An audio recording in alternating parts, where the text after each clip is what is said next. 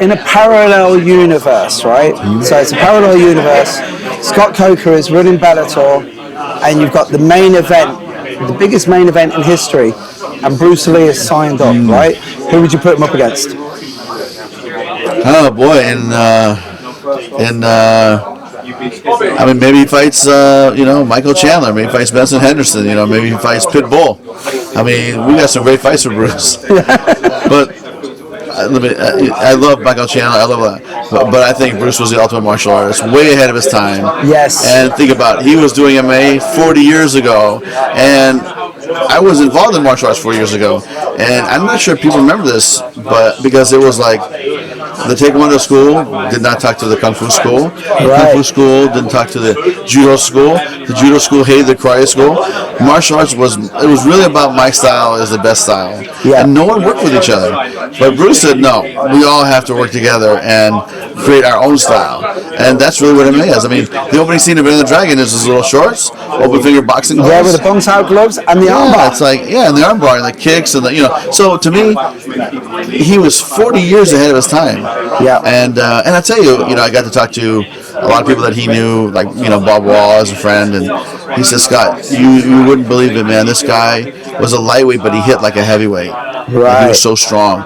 So, any fighter today would have to deal with that speed, which was unbelievable, that power, and I think he had a certain amount of like his strategy would be right on par, and I think he would have been an amazing mixed martial artist. Intense guy. I would have loved to see it. I would love to. So, have you ever trained with Dan Inosanto? I did, yeah. I had a chance. I mean, years ago, but I did see Danny maybe 3 years ago, and it was a great little meeting in the sense that we just went down to visit him.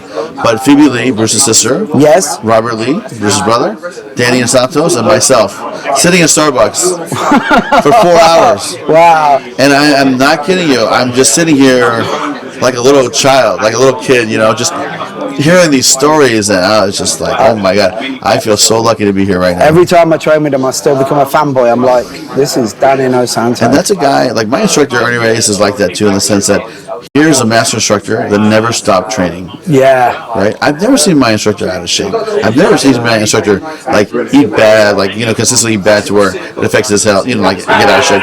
He's always trained, his whole life he's trained. And so now at 70 years old, which we had a birthday last week. Yeah, I saw it last week. Yeah. He's still just rocked out. I mean, it's just crazy. He looks in great shape. Looks in great shape. And really, he was my inspiration in martial arts to really dedicate my life to really the growth of martial arts, and I'm so proud and happy that he was my teacher, my sensei, and he was a great mentor, because really when I look at the work ethic, besides your parents, your martial arts teaches you work ethic.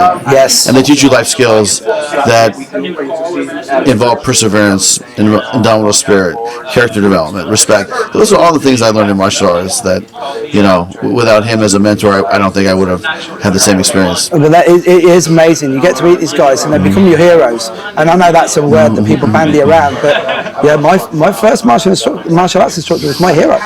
And then and he still walks like a warrior and a master today. Yeah. It's unbelievable. It's unbelievable because, those instructors that walk the talk are very special. Yeah. And, I hope he lives another 100 years. Exactly. And thank you so much for your time. Thank you, sir.